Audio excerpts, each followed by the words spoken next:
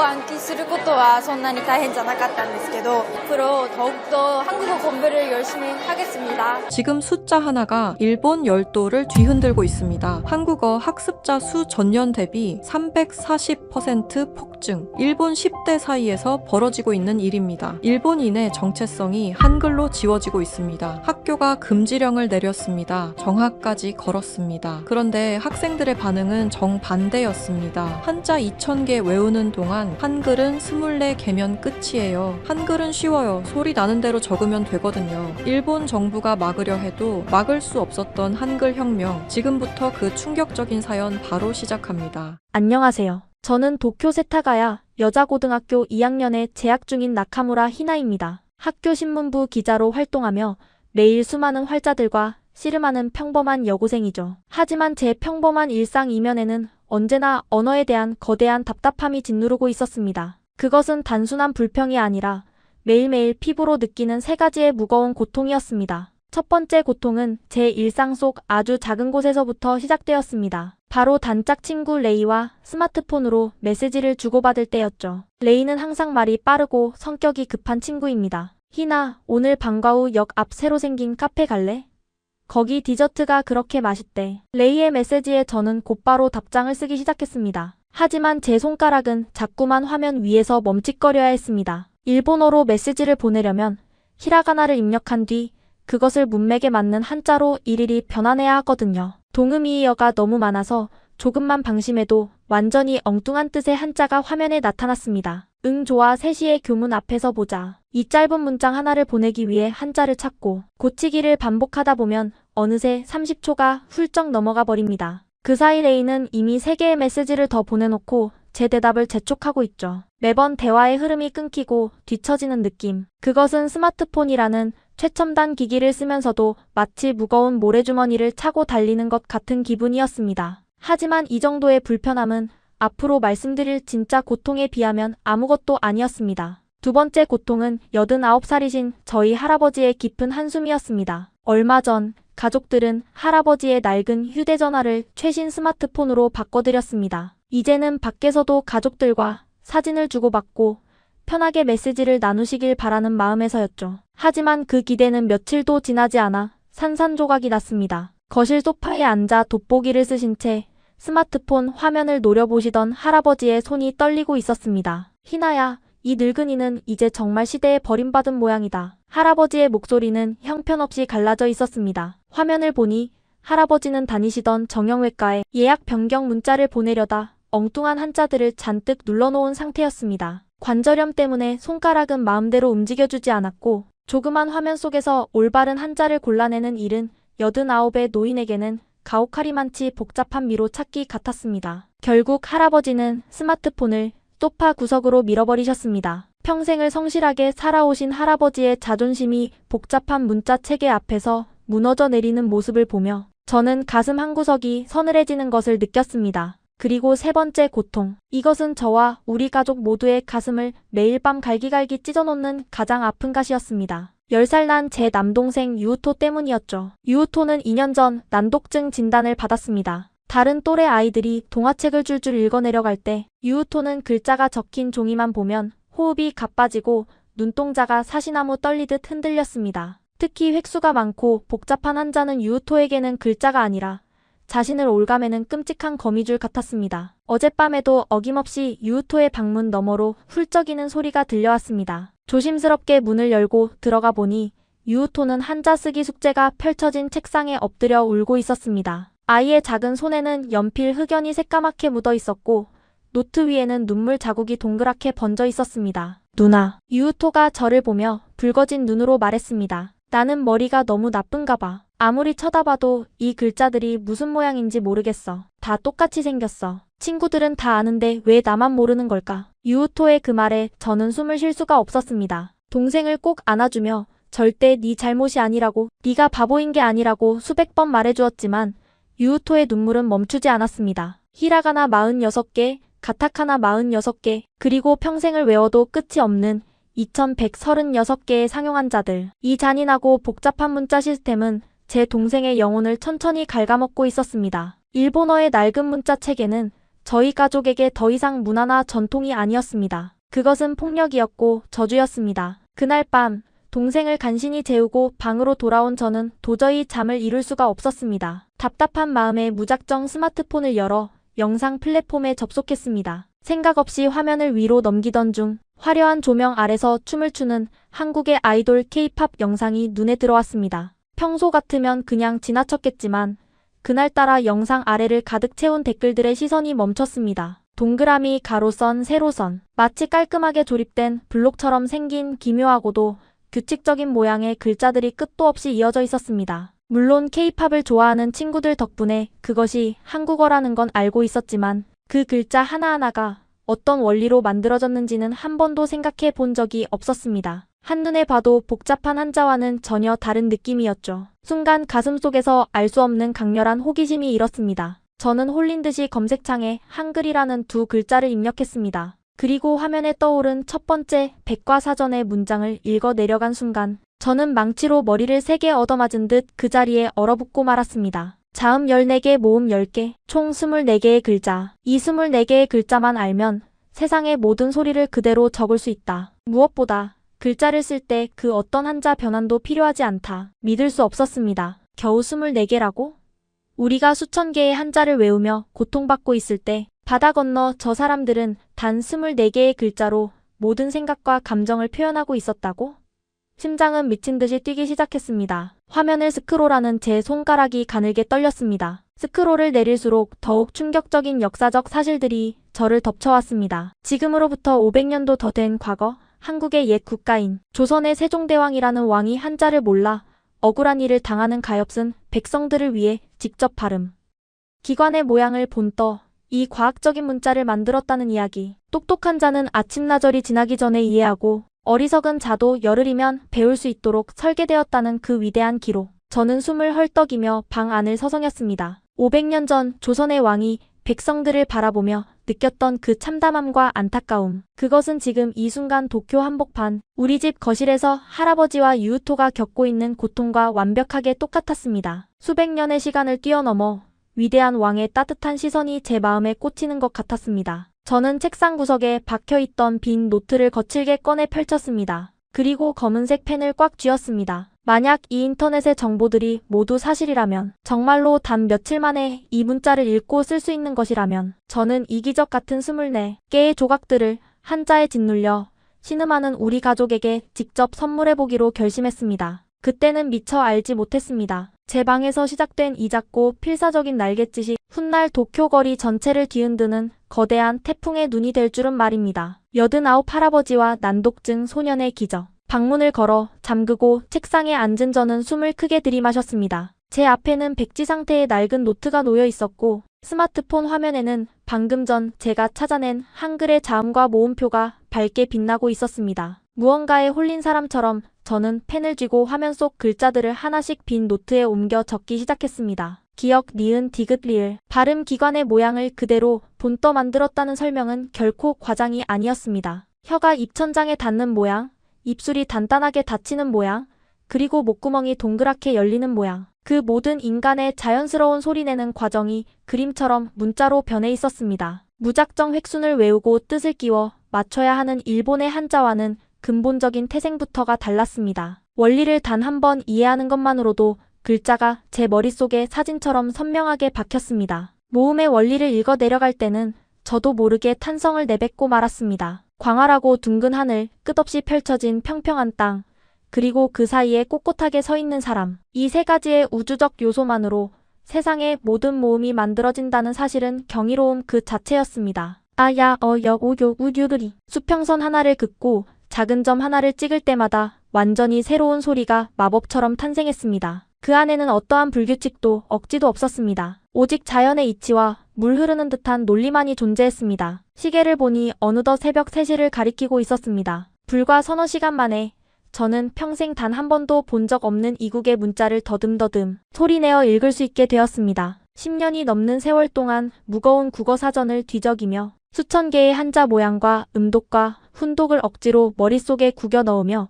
씨름했던 제 지난 학창시절이 한순간에 허탈해지는 느낌이었습니다. 하지만 그 허탈감은 이내 가슴 저 밑바닥에서부터 끓어오르는 거대한 희망으로 변했습니다. 이렇게 논리적이고 직관적인 문자라면 89의 우리 할아버지도 글자만 보면 공포에 떠는 내 동생 유우토도 반드시 해낼 수 있을 것이라는 강렬한 확신이 온몸을 감쌌습니다.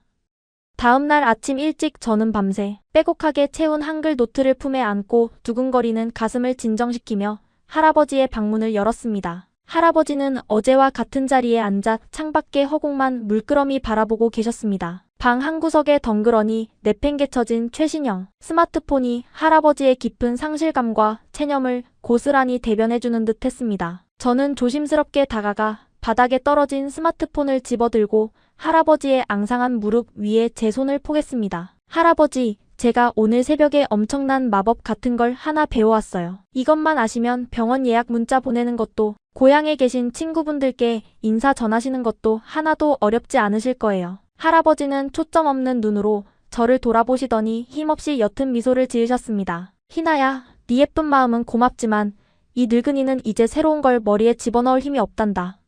그 손톱만 한 화면에서 그 복잡한 한자들을 어떻게 다 찾아내겠니? 나는 그냥 시대에 뒤처진 채로 조용히 살련다. 아니에요, 할아버지. 한자가 아니에요. 딱 24개. 거짓말 안 하고 딱 24개만 아시면 세상의 모든 말을 다 적으실 수 있는 기적 같은 글자가 있어요. 할아버지의 깊게 파인주름진 눈매에 작은 호기심의 불씨가 일었습니다. 저는 주저하지 않고 어젯밤 제가 밤을 새워 만든 한글 노트를 펼쳤습니다. 그리고 할아버지의 떨리고 굽은 손을 꼭 쥐고 종이 위에서 천천히 글자의 모양을 따라 그리겠습니다. 기억 니은 아야. 둥근 하늘과 평평한 땅, 그리고 우뚝 선 사람의 이야기를 조용히 들려드리자 평생을 흙을 일구며 자연과 함께 살아오신 할아버지의 눈빛이 미세하게 흔들리기 시작했습니다. 글자의 우주의 이치가 이리도 정갈하게 담겨있다니 참으로 따뜻하고 다정한 문자구나. 백성을 위해 만들었다는 그 옛날 왕의 마음씨가 글자, 선 하나하나에서 느껴지는 듯해 할아버지의 마른 입술에서 깊은 감탄이 흘러나왔습니다. 그리고 수업을 시작한 지 불과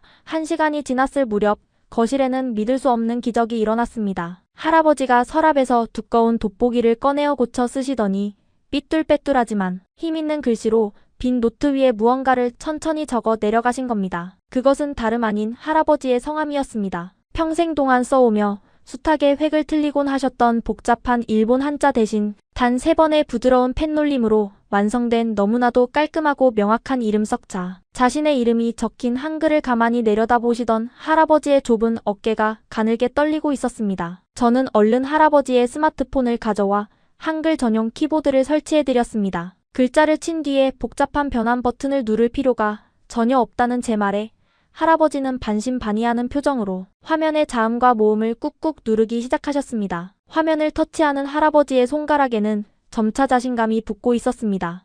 나 사랑해. 그 순간 제 주머니 속에 있던 스마트폰이 경쾌한 알림음을 울렸습니다. 떨리는 손으로 화면을 켜보니 할아버지가 생애 처음으로 아무런 변환의 고통과 실수 없이 보내신 완벽한 메시지 하나가 도착해 있었습니다. 희나야 사랑해. 저를 바라보시던 할아버지의 굵고 뜨거운 눈물이 스마트폰의 차가운 액정 위로 툭 하고 떨어졌습니다. 70년이 넘는 기나긴 세월 동안 문자의 거대한 장벽 앞에서 한없이 작아지고 주눅 들어야만 했던 한 노인의 깊은 한이 단 24개의 다정한 글자 앞에서 봄눈 녹듯이 사라지는 역사적인 순간이었습니다. 하지만 저에게는 아직 이 집안에서 해결해야 할 가장 아프고 결정적인 숙제가 하나 더 남아 있었습니다. 바로 난독증으로 고통받는 제 어린 동생 유우토였습니다. 그날 저녁 식탁에 앉아 또다시 복잡한 한자 쓰기 공책을 연필로 박박 찢어버리며 서럽게 울부짖는 유우토를 보며 저는 입술을 꽉 깨물었습니다. 오늘 밤에는 반드시 이 끔찍한 문자의 지옥에서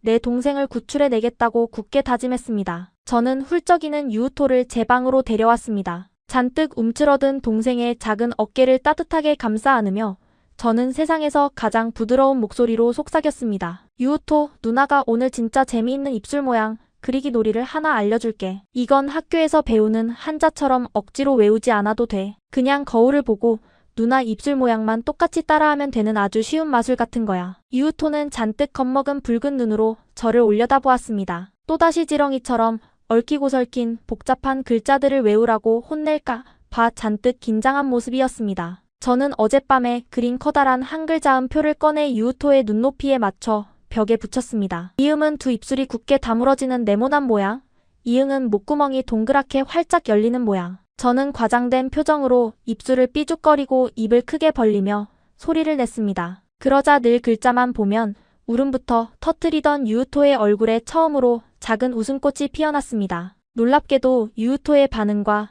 습득 속도는 할아버지보다 훨씬 빠르고 직관적이었습니다. 난독증을 앓는 아이들에게 글자란 종이 위를 어지럽게 기어다니는 벌레와도 같습니다. 특히 획수가 많고 복잡한 한자는 아이의 뇌에서 정보의 과부하를 일으키죠. 하지만 한글은 달랐습니다. 한자처럼 무리하게 뜻을 유추하거나 복잡한 획순을 외울 필요가 전혀 없었습니다. 그저 눈에 보이는 단순한 기하학적 모양과 귀에 들리는 명확한 소리가 1대1로 완벽하게 일치한다는 사실. 바로 이 점이 난독증 아이의 혼란스러운 뇌 구조에 기적 같은 안정감과 질서를 부여해 주었던 것입니다. 글자가 모여 하나의 블록을 이루는 직관적인 구조는 유우토의 시선을 종이 위에 단단히 고정시켜 주었습니다. 나 달아. 유우토의 작은 입술에서 한글의 맑은 소리가 튕겨져 나올 때마다 저는 등줄기를 타고 흐르는 짜릿한 전율에 속으로 환호성을 내질렀습니다. 그렇게 매일 밤 방문을 걸어 잠근 채 저와 유우토만의 비밀스럽고 치열한 한글 수업이 이어졌습니다. 그리고 한 달이라는 짧고도 긴 시간이 흘렀습니다. 일요일 저녁, 저희 집 거실에는 퇴근하신 아빠와 주방에서 과일을 깎으시던 엄마, 그리고 돋보기를 끼신 할아버지까지 온 가족이 둘러앉아 있었습니다. 오늘 유우토가 가족들에게 꼭 보여주고 싶은 중대한 발표가 있다고 선언했거든요. 안방문이 열리고 유우토가 자신의 몸짓만 한 커다란 스케치북을 가슴에 소중히 품은 채 쑥스러운 듯 걸어 나왔습니다. 아이의 얼굴에는 지난 2년 동안 짙게 드리워져 있던 우울한 그늘 대신 세상을 다 가진 듯한 당당하고 묘한 자신감이 맴돌고 있었습니다. 엄마, 아빠, 할아버지, 제가 직접 쓴 편지예요. 유우토가 거실 한가운데 서서 스케치북을 활짝 펼쳤습니다. 하얀 도화지 위에는 검은색 크레파스로 꾹꾹 눌러 쓴 큼지막하고 삐뚤삐뚤한 하지만 세상 그 어떤 예술 작품보다도 아름답고 완벽한 한글 문장들이 빼곡히 적혀 있었습니다.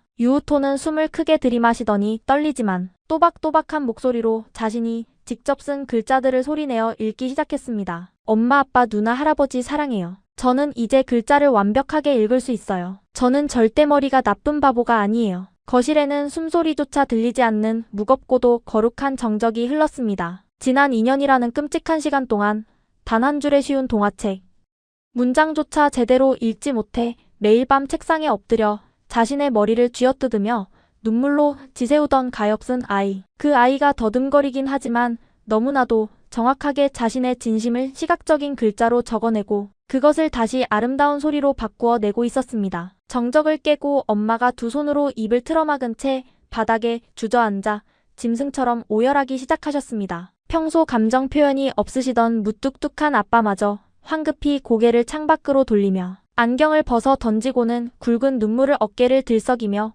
훔치셨습니다. 할아버지는 자리에서 일어나 비틀거리며 다가가 유우토를 품이 부서져라 끌어안고는 아이의 작은 정수리에 뜨거운 입을 맞추셨습니다. 그래, 우리 유우토는 똑똑한 아이란다. 세상에서 제일 똑똑하고 훌륭한 내 강아지야. 온 가족이 좁은 거실 바닥에 뒤엉켜 앉아 엉엉 소리내어 울었습니다. 그것은 단순한 기쁨의 눈물이 아니었습니다. 그동안 불합리하고 폭력적인 문자의 무게에 짓눌려 서서히 병들어가고 있던 우리 가족의 영혼이 짙은 어둠을 뚫고 완벽하게 치유받는 찬란한 해방의 눈물이었습니다. 단 24개의 단순한 글자가 바다 건너 이웃, 나라 한국의 위대한 한글이 산산조각 났던 우리 가족의 평범한 일상을 단단하고 아름답게 조립해 주었습니다. 그날 밤 유우토가 눈물범벅이 된 얼굴로 곤히 잠든 것을 확인한 후 저는 책상에 앉아 제 스마트폰을 물끄러미 내려다보았습니다. 화면에는 오늘 낮에 단짝 친구 레이가 보낸 수많은 메시지들이 여전히 읽지 않은 상태로 쌓여 있었습니다. 답장이 왜 이렇게 늦냐고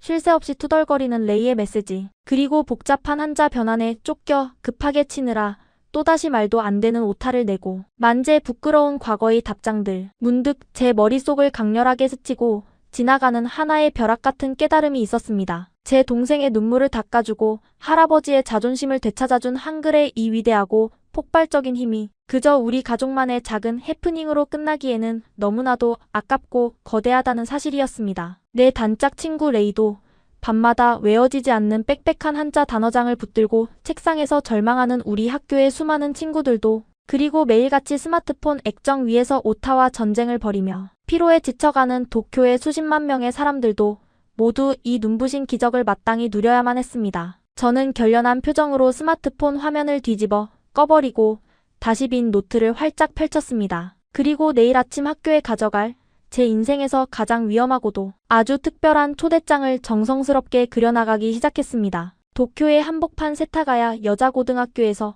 아주 조용하지만 일본 교육계의 뿌리를 뒤흔들 거대한 폭풍이 막 잉태되려는 참이었습니다. 교실로 스며든 24개의 비밀 조각.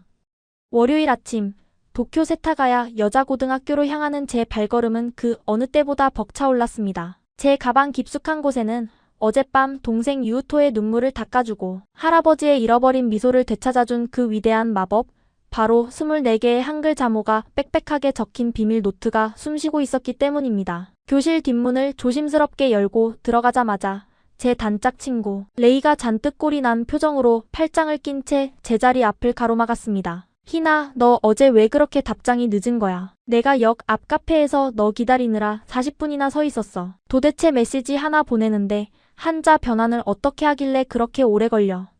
레이의 뾰로통한 목소리에 평소 같았으면 두 손을 모으고 미안하다며 쩔쩔맸겠지만 그날의 저는 완전히 다른 사람이 되어 있었습니다. 저는 레이의 불평을 가볍게 웃어넘기며 가방 지퍼를 열고 그 낡은 노트를 꺼내 레이의 책상 위에 보란듯이 펼쳐놓았습니다. 레이, 내가 주말 동안 내 인생을 통째로 바꿀 엄청난 비밀 무기를 하나 찾아냈어. 이것만 알면 우리는 앞으로 메시지 보낼 때 짜증나는 한자 변환 때문에 시간을 낭비할 필요가 없어. 단 1초도 말이야.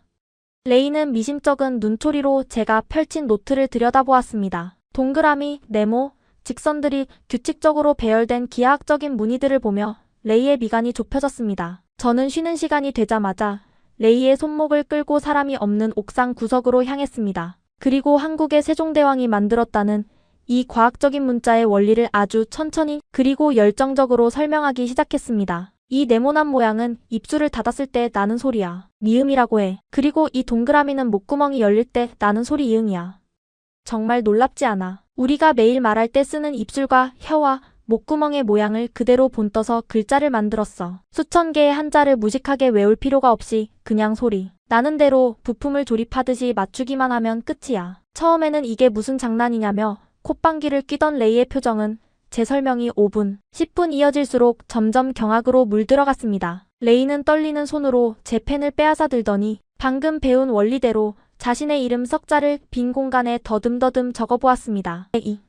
복잡하고 화려한 일본 한자로 쓸 때 15번이나 펜을 꺾어야 했던 그녀의 이름이 단 3번의 부드러운 움직임만으로 너무나도 완벽하고 직관적인 글자로 탄생하는 순간이었습니다. 말도 안 돼. 희나, 이거 진짜 변환 버튼이 필요 없는 거야. 그냥 소리 나는 대로 치면 이게 다 글자가 된다고. 레이의 커다란 눈망울이 금방이라도 쏟아질 듯 커졌습니다. 그날 점심시간 우리의 이 은밀하고도 충격적인 비밀 수업에 유나, 사키, 모모카까지 3명의 친구가 더 합류했습니다. 우리는 밥을 먹는 둥 마는 둥 교실 맨 뒷자리에 책상을 붙여놓고 한글의 매력에 깊이 빠져들었습니다. 불과 오후 수업이 시작되기 전 5명의 소녀들은 한글의 기본적인 자음과 모음을 모두 외우는 기적을 만들어냈습니다. 우리는 즉시 스마트폰에 한국어 키보드를 설치하고 우리들만의 비밀 채팅방을 만들었습니다. 오늘 방과 후 떡볶이 먹으러 갈 사람. 제가 한글로 첫 메시지를 전송하자마자 1초도 지나지 않아 4명의 친구들에게서 동시에 답장이 쏟아졌습니다. 나 갈래. 완전 좋아. 빨리 마치고 싶다. 소름이 돋았습니다. 평소 일본어로 대화할 때면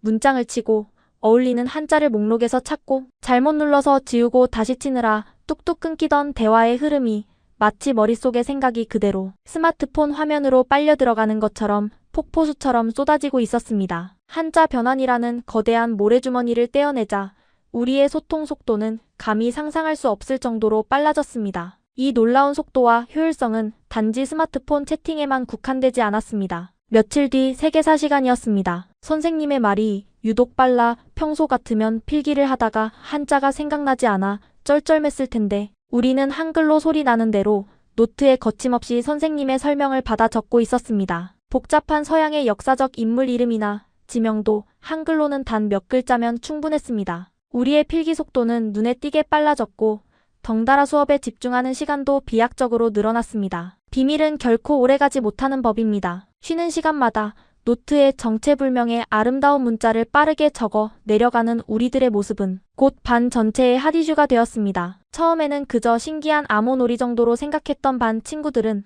우리가 필기한 노트를 빌려보고 그 압도적인 효율성에 입을 다물지 못했습니다. 희나, 나도 그거 가르쳐주면 안 돼. 나 어제도 한자 수행평가에서 변환 실수해서 점수 엄청 깎였단 말이야. 그렇게 반 친구 한두 명이 가르쳐달라며 찾아오기 시작한 것이 불과 2주 만에 걷잡을 수 없는 거대한 불길처럼 학교 전체로 번져나갔습니다. 방과 후 빈 교실에서 5명으로 시작했던 우리들의 조촐한 세타가야 한글 클럽은 어느새 이웃 반 학생들과 1학년 후배들, 심지어 대학 입시라는 무거운 짐을 진 3학년 선배들까지 몰려들며 100명이 훌쩍 넘는 거대한 조직으로 팽창했습니다. 한글이 가진 매력은 단순히 빠르고 편리하다는 실용성에서 멈추지 않았습니다. 교내 미술부 학생들은 한글을 배우자마자 그 기하학적이고 현대적인 디자인에 완전히 매료되었습니다. 이건 단순한 글자가 아니야. 완벽한 비율을 가진 하나의 조형 예술이야. 동그라미와 직선이 만들어내는 이 여백의 미를 봐. 어떻게 500년 전에 이렇게 세련된 타이포그래피를 디자인할 수 있었지? 미술부 기장인 아야네 선배는 한글의 자음과 모음을 활용해 학교 축제 포스터를 디자인하겠다며 열의를 불태웠습니다. 그런가 하면 깐깐하기로 소문난 과학부 친구들은 한글의 창제 원리에 담긴 소름 돋는 언어, 과학적 사실에 경악을 금치 못했습니다. 발음 기관의 단면을 엑스레이로 찍어놓은 듯한 자음의 형태학적 구조를 분석하며 그들은 세종대왕이라는 인물을 향해 경외감마저 보였습니다. 한글은 우리 세타가야 여고 학생들의 억눌렸던 지적, 호기심과 자유를 향한 갈망을 완벽하게 채워주는 해방의 비상구였습니다. 학교 밖에서도 기적은 계속해서 피어나고 있었습니다. 저는 주말이면 할아버지를 모시고 동네 노인정을 찾았습니다. 스마트폰을 어려워하시던 할아버지 할머니들께 한글 키보드를 가르쳐드리는 봉사활동을 시작한 것입니다. 세상에 이응 하나에 아 하나를 치니 아 소리가 나고 눈도 침침한데 그 복잡한 한자를 안 찾아도 되니 내 눈이 다 번쩍 뜨이는 것 같네. 70대, 80대의 노인분들이 생애 처음으로 손자, 손녀들에게 사랑한다는 메시지를 스스로의 힘으로 보내시고는 쭈글쭈글한 손으로 얼굴을 감싸쥐고 눈물을 훔치셨습니다. 수십 년 동안 일본의 복잡한 문자 체계에서 소외되어 침묵을 강요받았던 노년층에게 한글은 세상과 다시 연결해주는 가장 튼튼하고 따뜻한 동아줄이었습니다. 하지만 무엇보다 제 가슴을 가장 벅차게 만들었던 변화는 바로 제 동생 유우토에게 찾아온 기적이었습니다. 유우토가 난독증을 극복하고 한글로 편지를 읽었다는 소문은 동생의 초등학교 학부모들 사이에서 빠르게 퍼져나갔습니다. 유우토처럼 뇌의 정보 처리 방식이 달라 복잡한 한자를 뇌에서 인식하지 못해 학습 장애로 고통받던 수많은 난독증 아이들의 부모님들이 지푸라기라도 잡는 심정으로 유우토를 찾아왔습니다. 그리고 불과 한 달 전까지만 해도 글을 못 읽는다며 친구들에게 놀림을 받고 구석에서 숨어 울던 제 어린 동생은 이제 또래 친구들에게 입술 모양을 흉내내며 한글을 알려주는 아이가 되어 있었습니다. 아이들은 한자의 지옥에서 벗어나 너무나도 쉽고 명확한 한글의 규칙에 빠르게 적응했습니다. 태어나 처음으로 자신의 이름을 스스로 적어보고 까르르 웃음을 터뜨리는 난독증 아이들의 모습을 보며 저는 벅차오르는 감동의 입술을 꽉 깨물었습니다. 일본의 낡고 답답한 시스템이 철저하게 외면하고 방치했던 사람들을 바다 건너 한국에서 온 24개의 다정한 조각들이 말없이 끌어안아 치유하고 있었습니다. 우리는 매일매일 한글이라는 새로운 날개를 달고 더 넓고 자유로운 세상으로 비상하고 있었습니다. 하지만 우리의 이 찬란하고 아름다운 비행이 영원할 수는 없었습니다. 우리가 만들어낸 변화의 소리가 너무 컸던 탓일까요? 이미 학교 안에서는 불안한 조짐이 하나둘씩 감지되고 있었습니다. 수업 시간에 우리의 노트를 의심의 눈초리로 흘끗거리는 선생님들의 시선이 점점 매서워지고 있었고 교무실 앞을 지나칠 때마다 낮은 목소리로 뭔가를 심각하게 논의하는 기류가 감지되었습니다. 굳게 닫혀있던 기성세대의 낡은 문이 서서히 불길한 소리를 내며 열리기 시작한 것입니다. 우리를 벼랑 끝으로 몰아넣을 거대하고 무자비한 폭풍이 저 멀리서 매섭게 몰려오고 있다는 사실을 그때의 우리는 미처 알지 못했습니다. 억압하는 어른들, 벼랑 끝에 선 아이들, 자유의 달콤함은 언제나 대가를 요구합니다. 세타가야 여고를 핑크빛으로 물들였던 한글의 마법은 결국 교무실의 차가운 회색빛 벽돌에 부딪혀 산산조각 날 위기에 처하고 말았습니다. 변화의 기류를 가장 먼저 공식적으로 문제 삼은 것은 3학년 교실에 수업을 들어오시는 세계사 선생님이었습니다. 평소처럼 수업을 하던 중 맨 앞자리에 앉아있던 선배의 필기 노트를 우연히 내려다본 선생님의 얼굴이 굳어졌습니다. 선생님은 노트를 집어들어 올리며 매서운 목소리로 교실의 정적을 깼습니다. 이게 도대체 무슨 글자인가? 내가 설명한 역사적 사실들을 이런 근본 없는 외국 문자로 휘갈겨 놓다니. 너희들이 지금 일본의 고등학생으로서 부끄럽지도 않은가? 선생님의 호통은 단지 시작에 불과했습니다. 하루가 다르게 퍼져나가는 학생들의 한글 사용을 학교 측이 더 이상 좌시하지 않겠다는 강력한 경고였습니다. 그날 오후 정규 수업이 모두 끝난 뒤 예고에도 없던 전교생 긴급 조회가 강당에서 열렸습니다. 500명이 넘는 학생들이 숨을 죽이고 서 있는 가운데 교장 선생님이 단상 위로 묵직한 발걸음을 옮겼습니다. 마이크를 잡은 교장 선생님의 얼굴은 그 어느 때보다 엄격하고 차가웠습니다. 최근 교내에서 매우 유감스러운 현상이 벌어지고 있다는 보고를 받았습니다. 일부 학생들이 수업 시간에 우리 고유의 문자인 한자와 가나 대신 정체불명의 외국 문자를 사용하여 필기를 하고 사적인 쪽지를 주고받는다는 것입니다. 강당 안의 공기가 차갑게 얼어붙었습니다. 레이와 저는 서로의 손을 꼭 쥐며 불안한 눈빛을 교환했습니다. 여러분은 1000년이 넘는 찬란한 역사를 가진 일본의 자랑스러운 딸들입니다. 언어와 문자는 그 나라의 혼이자 정체성 그 자체입니다. 복잡하고 어렵다는 이유로 우리 조상들이 물려준 위대한 유산을 버리고 그저 편리함만을 쫓아 타국의 문자를 무분별하게 차용하는 것은 우리 스스로의 뿌리를 난도질하는 끔찍한 행위입니다. 교장 선생님의 목소리는 강당의 스피커를 찢을 듯이 크게 울려 퍼졌습니다. 그것은 단순한 훈화가 아니었습니다. 그것은 우리가 발견한 희망과 자유에 대한 명백한 사형 선고였습니다. 따라서 오늘 이 시간부로 교내에서의 모든 한글 사용을 전면 금지합니다. 수업 시간의 필기는 물론이고 쉬는 시간의 사적인 쪽지나 동아리 활동에서도 예외는 없습니다. 이를 어길 시에는 교칙에 따라 엄중히 징계할 것이며 주동자는 정학 처분까지 불사하겠습니다. 그날부터 학교는 숨막히는 감옥으로 변했습니다. 선생님들은 수업 시간마다 복도를 순찰하듯 돌아다니며 학생들의 노트를 불시에 검사했습니다. 한글로 적힌 필기가 단 한 글자라도 발견되면 그 자리에서 노트를 압수당하고 교무실로 끌려가 반성문을 써야 했습니다. 심지어 쉬는 시간에 스마트폰으로 한글 메시지를 보내다 들킨 후배는 부모님까지 학교로 소환당하는 수모를 겪었습니다. 어른들의 탄압은 학교 울타리 안에서 멈추지 않았습니다. 학교의 강경한 조치에 불만을 품은 일부 보수적인 학부모들이 지역 교육청에 민원을 넣기 시작했고 급기야 도쿄의 한 지역 신문에는 우리를 겨냥한 자극적인 기사까지 실렸습니다. 편리함에 눈먼 아이들, 흔들리는 일본의 정체성, 외래 문자에 점령당한 세타가야 여고의 충격적인 실태. 기사를 읽은 날 저녁 아빠는 깊은 한숨을 쉬며 제 어깨를 두드리셨습니다. 희나야, 아빠는 네가 한글을 배워서 유우토를 도와준 것을 누구보다 자랑스럽게 생각한다. 하지만 사회의 룰이라는 게 있어. 너무 모난 돌이 되면 정을 맞는 법이란다. 학교에서 당분간은 조심하는 게 좋겠구나. 아빠의 걱정 어린 조언에 저는 입술을 피가 나도록 꽉 깨물었습니다. 왜 우리는 숨어야 하는 걸까요? 우리가 도대체 무슨 큰 잘못을 저질렀단 말인가요? 그저 답답한 문자 체계에서 벗어나 조금 더 편하게 대화하고 싶었을 뿐이고 글을 읽지 못해 울고 있는 동생에게 세상을 읽는 법을 가르쳐 주었을 뿐입니다. 이것이 과연 우리의 정체성을 버리는 배신 행위일까요?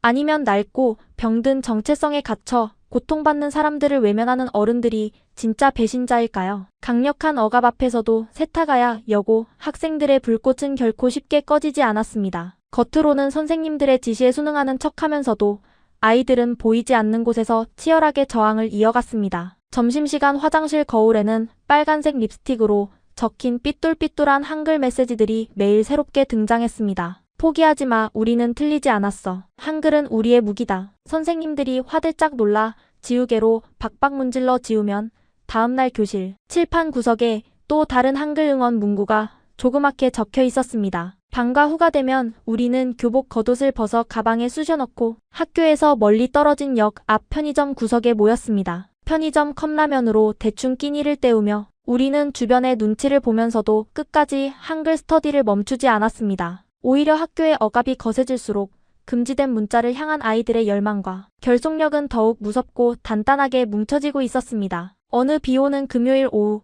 편의점 창밖을 내다보던 제 단짝 레이가 분노에 찬 목소리로 탁자를 내리쳤습니다. 더 이상은 이렇게 숨어서 도둑고양이처럼 지낼 수 없어. 우리가 왜 정학을 당할까봐 두려워 벌벌 떨어야 해. 세상 사람들에게 알려야 해. 이 문자가 우리에게 어떤 기적을 가져다 주었는지, 그리고 어른들이 얼마나 말도 안 되는 고집으로 우리를 억압하고 있는지 말이야. 레이의 붉어진 눈시울을 보며 저는 주머니 속에 들어있던 낡은 지갑을 꺼내 열었습니다. 지갑 한편에는 삐뚤빼뚤한 한글로 누나 사랑해라고 적힌 유토의 편지 조각과 돋보기를 끼고 환하게 웃으며 스마트폰으로 메시지를 보내고 계신 할아버지의 사진이 꽂혀 있었습니다. 이 두 사람의 미소를 지켜내기 위해서라도 이대로 무기력하게 물러설 수는 없었습니다. 레이 말이 맞아. 학교 안에서만 싸우는 건 한계가 있어. 진짜 세상을 향해 우리가 직접 소리쳐야 해. 제 목소리에는 이전에 없던 서늘하고도 강인한 확신이 깃들어 있었습니다. 좁은 편의점 구석에 모여있던 10명의 아이들의 눈빛이 일제히 저를 향해 번뜩였습니다. 우리는 떨리는 손을 한데 모아 꽉 맞잡았습니다. 낡은 전통이라는 거대한 성벽에 갇혀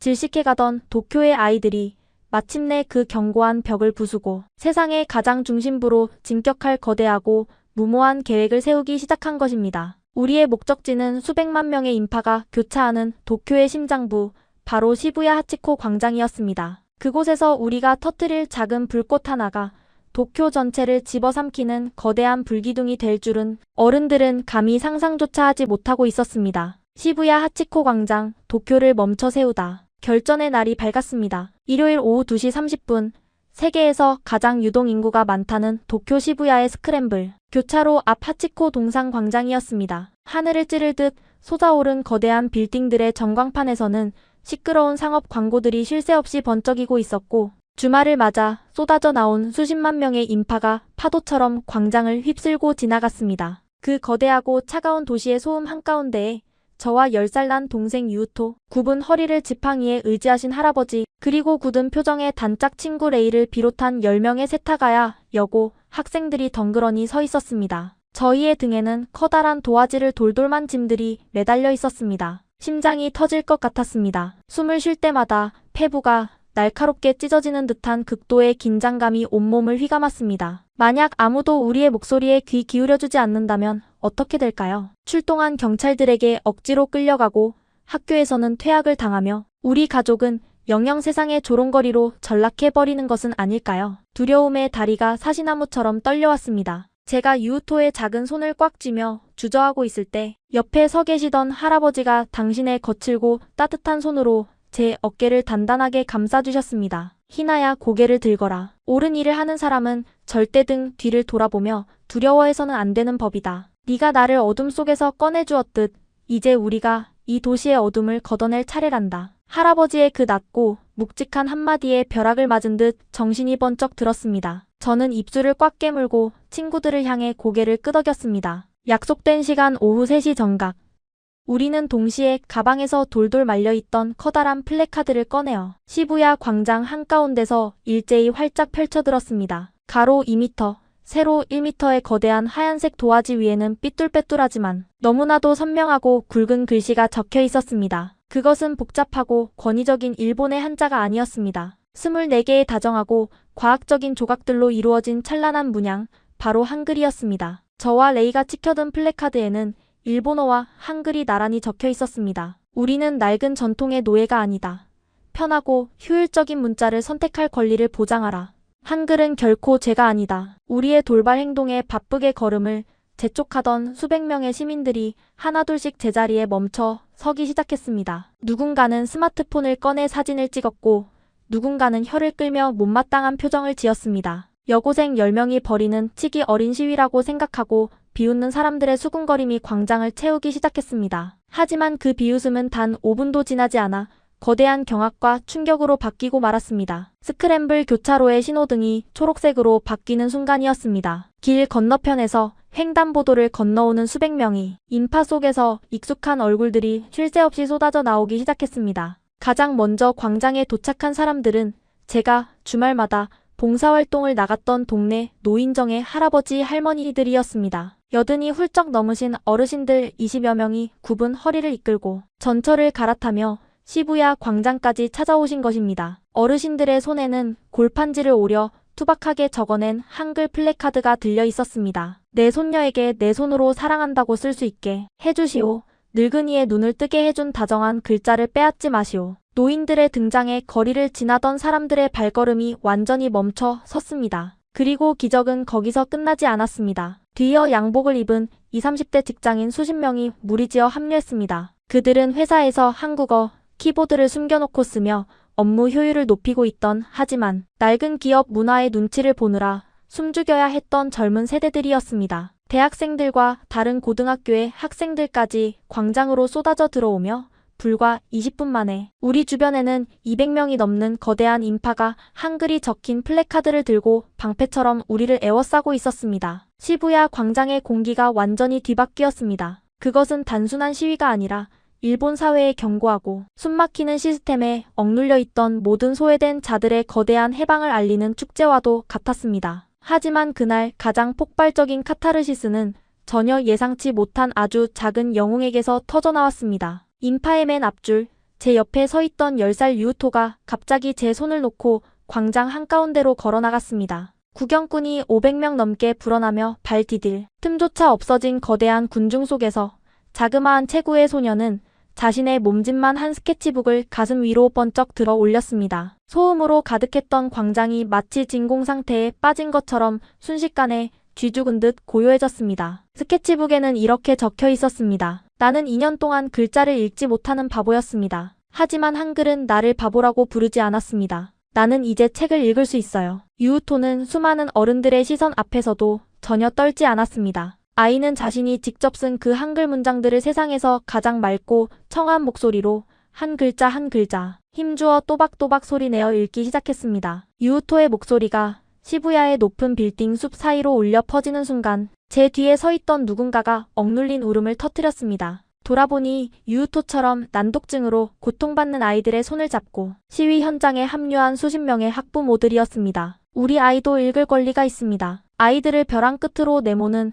잔인한 글자 대신 아이들을 숨쉬게 하는 글자를 허락해 주십시오. 한 어머니가 무릎을 꿇고 오열하며 외치자 군중 곳곳에서 뜨거운 눈물과 환호성이 동시에 터져나왔습니다. 구경만 하던 수많은 시민들의 눈시울도 붉어지기 시작했습니다. 단순히 외국 문자를 유행처럼 따르는 철없는 10대들의 반항인 줄 알았던 이 시위가 사실은 기성세대의 낡은 고집 때문에 고통받고 눈물 흘려야 했던 사회적 약자들의 처절한 생존 투쟁이었다는 사실을 도쿄의 시민들이 마침내 깨닫게 된 것입니다. 그때였습니다. 멀리서 날카로운 사이렌 소리가 울리며 경찰차 여러 대가 광장 주변을 에워쌌습니다. 미승인 집회를 해산시키기 위해 경찰 병력이 빠른 걸음으로 우리를 향해 밀고 들어왔습니다. 사람들의 비명 소리가 광장을 채웠고 저는 반사적으로 유우토를 끌어안으며 눈을 질끈 감았습니다. 이대로 모든 것이 무력하게 진압당하고 마는 것일까요? 하지만 곧바로 믿을 수 없는 광경이 눈앞에 펼쳐졌습니다. 경찰 병력이 우리에게 다가올수록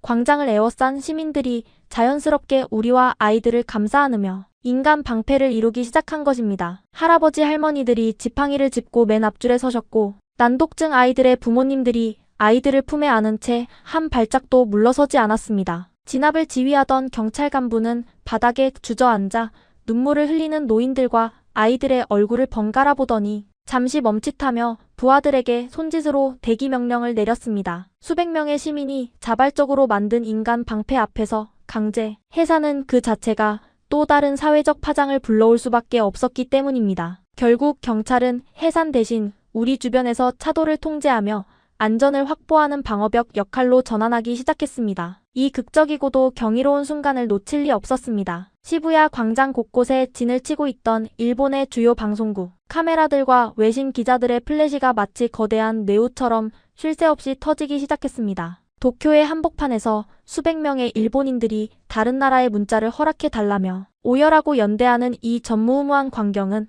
단 몇 분 만에 소셜미디어와 인터넷을 타고 전 세계로 생중계되며 들불처럼 번져나가고 있었습니다. 광장을 가득 채운 500명의 사람들은 이제 누가 먼저랄 것도 없이 서로의 어깨를 겹고 뜨거운 눈물을 흘리며 환호하고 있었습니다. 우리가 던진 아주 작은 호기심의 돌멩이가 도쿄라는 거대한 호수에 떨어져 이제는 누구도 막을 수 없는 거대한 해일로 변해버린 것입니다. 하지만 이 눈부신 승리의 한가운데서 저는 군중을 뚫고 무리 앞으로 천천히 걸어 나오는 한 낯선 청년의 모습을 발견하고 숨을 멈추었습니다. 단정하게 차려입은 대학 점퍼 차림에 깊고 날카로운 눈빛을 가진 그 남자는 혼란스러운 광장의 분위기 속에서도 놀랍도록 차분한 기운을 내뿜고 있었습니다. 그가 손에 쥐고 있는 두꺼운 책의 표지에는 금박으로 새겨진 훈민정음이라는 네 글자가 선명하게 빛나고 있었습니다. 우리의 이 순수하고 절박했던 투쟁을 학문적이고 역사적인 거대한 혁명으로 승화시켜줄 결정적인 구원자가 마침내 도쿄의 심장부 한가운데로 조용히 발을 내딛고 있었습니다. 세종대왕의 진심이 도쿄의 심장을 뚫다 시부야 하치코 광장을 가득 메웠던 벅찬 감동과 환호성의 메아리가 채 가시기도 전이었습니다. 붉어진 눈시울을 닦아내며 거친 숨을 몰아쉬던 제 앞으로 천천히 다가온 청년은 소란스러운 군중과 번쩍이는 카메라 플래시, 세례 속에서도 오직 진실만을 꿰뚫어보는 듯한 아주 깊고 단단한 눈빛을 가지고 있었습니다. 안녕하세요. 저는 와세다 대학교 교육대학원에서 언어학과 특수교육을 연구하고 있는 한국인 유학생 정태원이라고 합니다. 그의 낮고 차분한 목소리는 마이크도 없이 광장의 소음을 뚫고 제 귓가에 선명하게 꽂혔습니다. 태원 씨의 손에 소중하게 들려있던 두꺼운 책, 그 낡은 표지 위에 금박으로 아로 새겨진 훈민정음이라는 네 글자는 그가 이 광장에 단순한 구경꾼으로 온 것이 아님을 온몸으로 증명하고 있었습니다. 여러분이 오늘 이 차가운 아스팔트 위에서 보여준 눈물과 용기는 한글이 가진 진짜 위대함인 사람을 향한 따뜻한 사랑을 완벽하게 증명해냈습니다. 복잡한 문자의 벽에 갇혀 고통받던 어린 동생과 나이 드신 어르신들을 위해 기꺼이 세상의 비난을 감수하고 거리로 나선 여러분의 그 절박한 마음, 그것이 바로 500년 전 이 문자를 처음 만드셨던 조선의 왕, 세종대왕의 애끓는 진심과 완벽하게 똑같습니다. 제가 여러분의 그 위대한 여정에 제대로 된 나침반이 되어 드리고 싶습니다. 태원 씨의 든든하고도 묵직한 합류는 우리들의 작고 절박했던 외침이 체계적이고 학문적인 거대한 교육혁명으로 진화하는 역사적인 첫걸음이었습니다. 시부야 시위 현장이 수백 개의 소셜미디어와 외신 보도를 타고 전 세계로 타전된 직후 도쿄의 억압적인 분위기는 완전히 뒤바뀌어 있었습니다. 우리를 억압하며 정악을 운운하던 학교 측은 쏟아지는 언론의 집중 포화와 시민들의 거센 항의에 부딪혀 철저하게 침묵에 빠졌고 그 틈을 타 우리는 더 이상 음습한 화장실이나 편의점 구석에 숨지 않고 당당하게 세상 밖으로 걸어 나왔습니다. 시위가 있은 지 불과 일주일 뒤 신주쿠의 한 대형 구민회관 대강당, 이곳에서 열린 태원 씨의 첫 번째 공개 한글 수업에는 애초에 우리가 조심스럽게 예상했던 100명의 인원을 훌쩍 뛰어넘어 무려 500명에 달하는 거대한 인파가 구름대처럼 몰려들었습니다. 교실에서 한자 필기에 고통받던 중고등학생들은 물론이고 유우토처럼 발달 장애나 난독증을 앓는 자녀의 손을 꽉 쥔 채 절망하던 젊은 부모님들, 평생 기계와 문자의 장벽에 막혀 소통을 포기했던 돋보기를 목에 건 백발의 어르신들, 그리고 한글의 독창적인 디자인과 논리에 매료된 두꺼운 전공 서적을 든 대학생들까지 나이도 성별도 직업도 모두 달랐지만 그들의 흔들리는 눈빛에는 낡고 복잡한 일본의 문자 체계에서 벗어나 새로운 세상의 빛을 보고 싶다는 강렬하고도 절박한 갈증이 용암처럼 타오르고 있었습니다. 단상의 선태원 씨는 단순히 기억, 니은 같은 자음과 모음의 생김새를 가르치는 가벼운 기술적인 수업을 하지 않았습니다. 그는 칠판 한가운데에 커다랗게 훈민정음이라는 글자를 또박또박 적고 그 이면에 숨겨진 장엄하고도 눈물겨운 인류의 역사를 500명의 가슴속에 뜨겁게 쏟아내기 시작했습니다. 여러분, 바다 건너 한국의 한글은 이 지구상에 존재하는 수천 개의 언어 중에서 유일하게 누가, 언제, 어떤 목적을 가지고 만들었는지가 명확하게 기록된 기적의 문자입니다. 당시 조선이라는 나라는 소수의 양반이라는 귀족 계급만이 배우기 어려운 중국의 한자를 독점하며 무소불위의 권력을 누리던 철저한 계급 사회였습니다. 가난하고 힘없는 평범한 백성들은 자신의 억울함을 호소할 글을 몰라 억울하게 감옥에 끌려가고 농사짓는 법이 적힌 책을 읽지 못해 가뭄에 굶어 죽어야만 했습니다. 그 참혹하고 비통한 광경을 매일 궁궐의 높은 어좌에서 내려다보며 가슴을 쥐어뜯고 피눈물을 흘렸던 단 한 사람, 바로 조선의 네 번째 왕 세종대왕이었습니다. 500명이 들어찬 강당 안은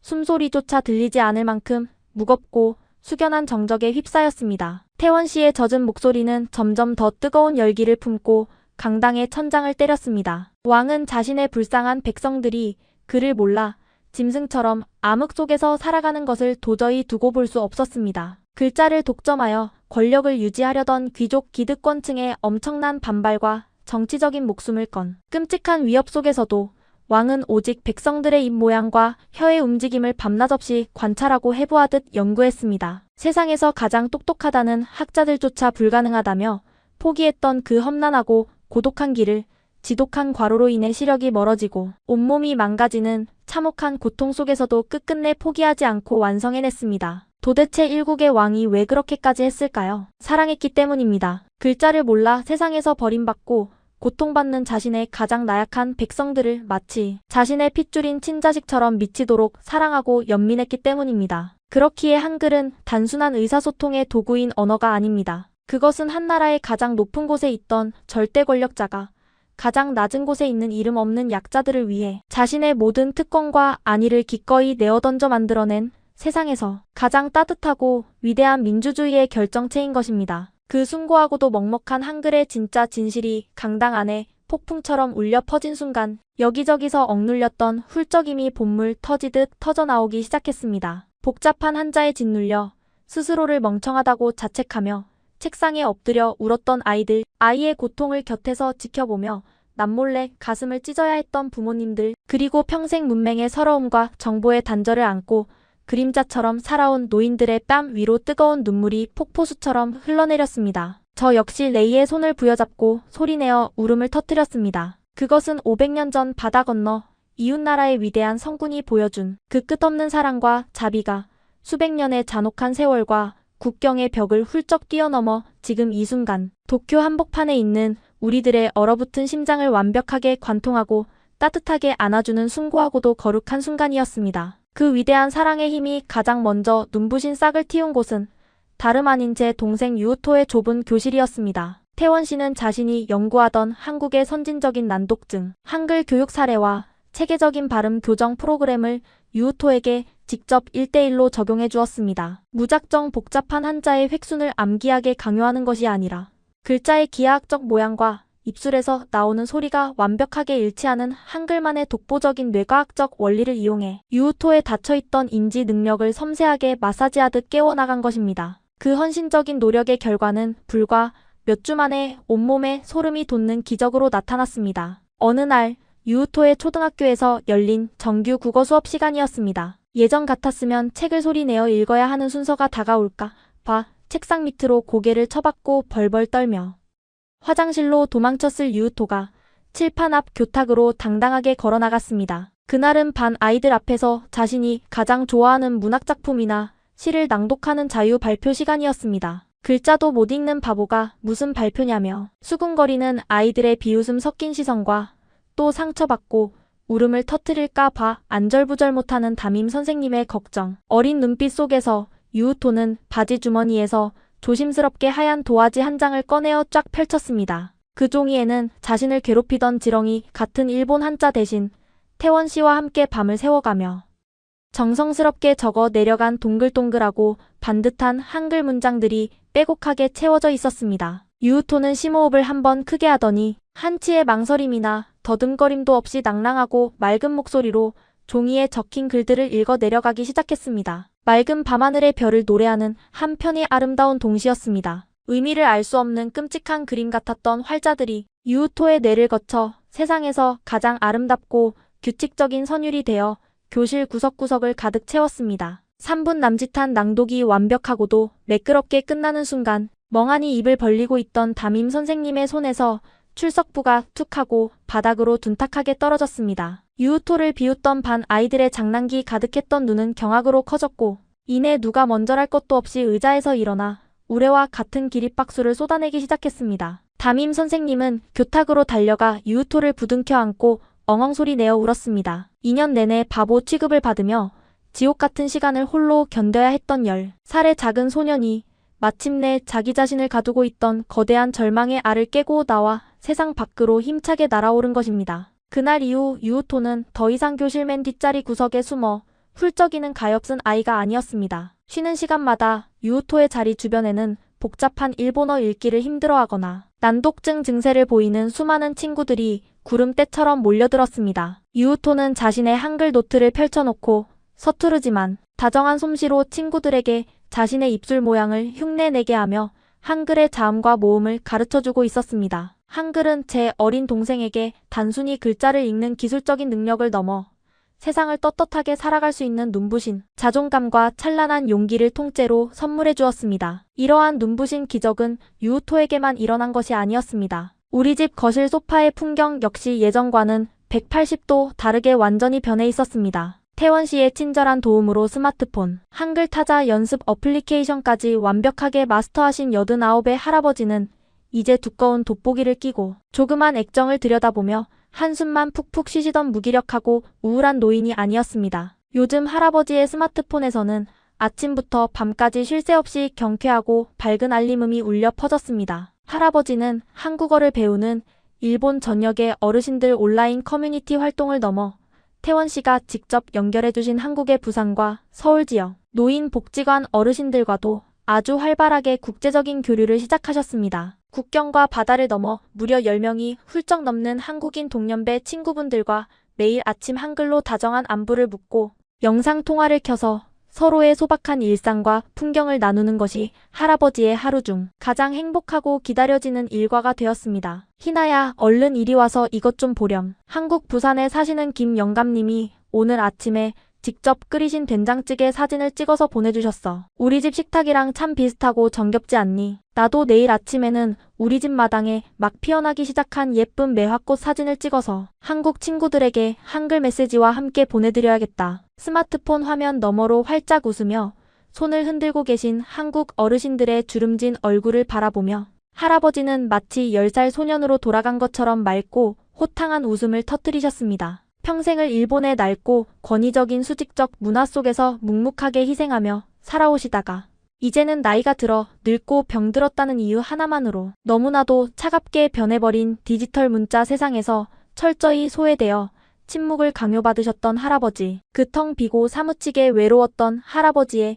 마지막 황혼의 시간들을 국경도 언어의 장벽도 존재하지 않는 따뜻하고 시끌벅적한 새로운 우주로 가득 채워준 것은 다름 아닌 이웃나라 세종대왕의 크고 넓은 애민 정신이었습니다. 수백 명의 도쿄 시민들이 매주 구름처럼 모여드는 태원 씨의 열정적인 한글 수업은 하루가 다르게 그 규모와 뜨거운 열기를 더해갔고 유우토와 할아버지의 얼굴에는 매일같이 잃어버렸던 웃음꽃이 만발했습니다. 아주 작은 방구석에서 시작되었던 우리들의 비밀스럽고도 연약했던 저항은 어느새 도쿄 시민들의 멍든 가슴속 깊은 곳에 찬란한 진실의 뿌리를 거침없이 내리고 있었습니다. 하지만 그 진실의 생명력이 단단해지고 사방으로 뻗어나갈수록 그 싹을 억누르며 군림하고 있던 낡고 거대한 콘크리트 바닥에는 점점 더 크고 치명적인 균열의 소리가 들려오기 시작했습니다. 우리의 평화로운 일상과 학습권을 무참히 짓밟으며 언제든 정학이라는 칼을 휘두르려 협박하던 학교 당국, 그리고 끝까지 귀를 꽉 막은 채